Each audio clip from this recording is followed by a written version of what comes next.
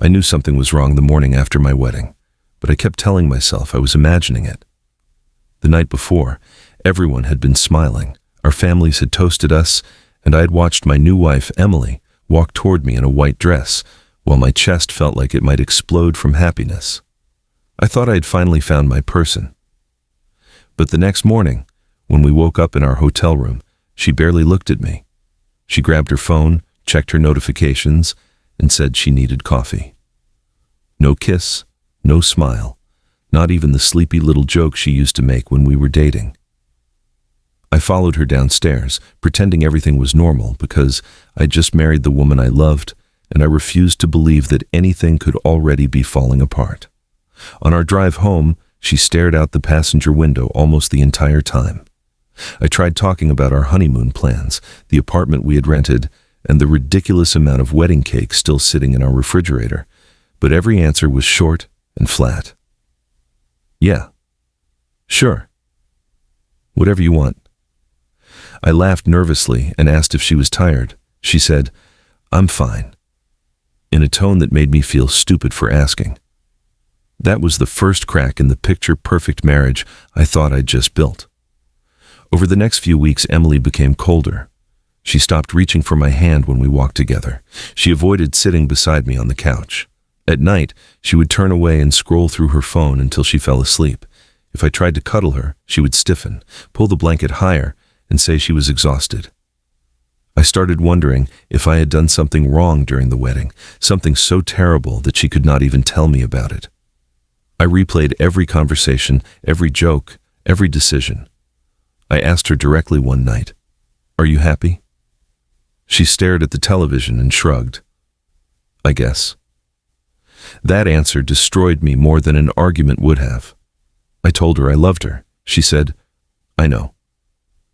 I asked if she still loved me. She paused long enough for my stomach to twist into a knot, then whispered, "I don't know." I barely slept that night. From then on, anxiety became my constant roommate. I went to work exhausted, checked my phone during meetings, and drove home wondering what version of Emily would open the door. Sometimes she was silent, sometimes irritated, sometimes strangely cheerful after being gone for hours. I never knew which one I was coming home to. I started walking on eggshells inside my own apartment. I changed little things about myself, hoping one of them would bring her back. I cooked her favorite meals, planned date nights, bought flowers, and surprised her with tickets to a concert she had once said she wanted to see. She thanked me politely, like I was a coworker who had done her a favor. When I suggested couples counseling, she rolled her eyes. "We just got married," she said. "Why are you making everything so dramatic?" I wanted to scream that I was not making anything dramatic. I was drowning. I was trying to save us before there was nothing left to save. But I swallowed my anger because I loved her. That was my biggest mistake. I kept believing love meant staying patient while someone slowly broke your heart. There were clues, of course. I just did not want to see them. She started guarding her phone like it contained nuclear launch codes. She changed her password, turned her screen away from me, and began taking calls outside. When I asked who was calling, she would say, "Nobody important." One Friday night, she told me she was meeting a friend for drinks. She came home after midnight smelling like expensive cologne that I had never worn. I asked where she had been. She snapped, "Why are you interrogating me?" I apologized immediately, even though I had done nothing wrong. I hated myself for that. I began questioning my own instincts. Maybe I was insecure. Maybe marriage had changed her. Maybe she needed space. Maybe I was being clingy. I searched online for advice about emotionally distant spouses, read articles at 2 a.m, and convinced myself that if I became a better husband, she would eventually become a loving wife. I did everything I could think of. I worked harder. I cleaned more. I stopped seeing friends because I wanted to be available whenever she wanted me. I even started therapy alone because I thought maybe my anxiety was the real problem. My therapist asked me a question I hated hearing. "What evidence do you have that you are responsible for fixing her feelings?" I had no answer. Still, I defended Emily. I said she was stressed. I said she was adjusting. I said she had a difficult childhood. I built excuses around her because the truth was too painful to touch. Then, one Tuesday evening, everything changed. I came home early from work because a client meeting had been canceled. The apartment was quiet. Emily had texted me an hour earlier saying she was staying late at the office. I dropped my keys on the counter and noticed her purse sitting on the kitchen chair. Her laptop was open beside it. I almost ignored it, but then a notification appeared on the screen. It was a message preview from a man named Ryan. The message said, "I hate pretending I'm not yours." My entire body went cold. I stared at those words until they blurred. I did not touch the laptop. I did not need to. A second message appeared. "She doesn't suspect anything. I'll call after she gets home." I felt my knees weaken. I sat on the floor because suddenly I could not trust my legs. Ryan was not a stranger. He was the man Emily had called her old friend during our engagement. I remembered him. I remembered how quickly she had changed the subject whenever his name came up.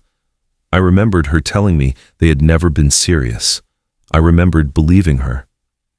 My hands shook as I opened my own phone and searched through old memories. There were pictures from the months before our wedding, and in several of them, Ryan was nearby. At the time, I'd never noticed how often he appeared. Now, every photo felt like evidence from a crime scene. When Emily finally came home, I was sitting at the kitchen table. I did not yell. I did not throw anything. I simply asked, "Who is Ryan?" She froze in the doorway. That silence told me everything. Her face changed, and for 1 second, I saw guilt. Then the guilt disappeared. She set down her purse and said, "You went through my stuff?" I laughed because I could not believe that was her first concern. "You're cheating on me, and you're worried about your privacy?" She looked away. I asked how long. She said nothing. I asked again. Finally, she whispered, "Before the wedding." Those 3 words shattered whatever was left of me. I asked if she had ever loved me. She stared at the floor and said, "I cared about you." Cared. Not loved. Cared. I felt something inside me collapse. I reminded her of our vows, our first date, the plans we made, the house we talked about buying, the family we said we wanted someday. She listened without emotion. Then she said something I will never forget. "I thought marrying you would make me stop loving him." I could barely breathe. She had not married me because she chose me. She had married me hoping I would somehow erase another man from her heart. I asked why she did not tell me before the wedding. She shrugged. I didn't want to lose everything. That sentence told me exactly what I had been to her. Security, convenience, a backup plan, a comfortable life she could keep while loving somebody else. I cried that night. I'm not ashamed to admit it. I sat on our bedroom floor and sobbed while she packed clothes into a suitcase. She moved through the room like she was checking out of a hotel. No apology, no trembling hands, no last-minute regret. I asked her to stay long enough to talk things through, but she said she had already made her decision. Then Ryan called. She answered right in front of me. I heard his voice through the speaker, asking if she was ready. She said, "Yes." I looked at the wedding ring on her finger. She removed it, placed it on the dresser, and zipped her suitcase. I asked, "Where are you going?" She said, "With him." My heart actually hurt. I followed her to the front door, begging her to slow down, not because I wanted to humiliate myself, but because some part of me still believed this could not possibly be real. She opened the door. Ryan was waiting outside in his truck. He did not even look surprised to see me. Emily carried her suitcase down the steps, climbed into his passenger seat, and drove away. I stood there barefoot in the doorway, watching the taillights disappear. I thought that was the end of the nightmare. It was not.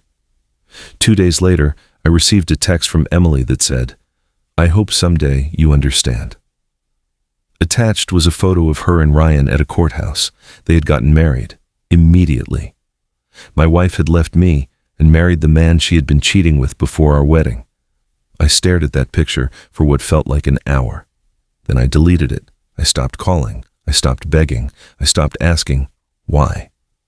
For weeks, I barely recognized myself. I slept on the couch because the bedroom felt haunted. Her coffee mug was still in the cabinet. Her shampoo was still in the shower. Her favorite sweater was hanging behind the door. Every ordinary object became a reminder that I had built a life with someone who had never truly been in it. I blamed myself for everything. I wondered why I had not seen the signs. I wondered whether I was not handsome enough, successful enough, exciting enough, or loving enough. Then one morning, I looked at myself in the mirror and realized I'd been asking the wrong question. Her betrayal was not proof that I was unworthy. It was proof that she made a choice. I could not control that choice. I could only decide what I would do next. So, I started rebuilding. I called my friends. I went back to the gym. I returned to therapy. I learned how to eat dinner alone without feeling sorry for myself. I learned that peace can feel uncomfortable after months of chaos. I learned that being alone is not the same as being abandoned. And slowly, painfully, I began to understand something I wish I had known before the wedding. Love should never require you to beg someone to treat you like a person they chose. I'd spent months trying to rescue a marriage that she had already emotionally left before it began. I thought losing her meant losing my future. Instead, I lost the future I had imagined with someone who was never honest enough to share it with me. Today, I still have scars. I still remember that kitchen table, that suitcase, that truck waiting outside. But I no longer remember those moments as proof that I was broken. I remember them as the moment the truth finally set me free. She walked away believing she was choosing another man over me. What she really did was choose a life without me, and for a while, that destroyed me. But eventually, I chose myself, and that choice saved me. I finally healed.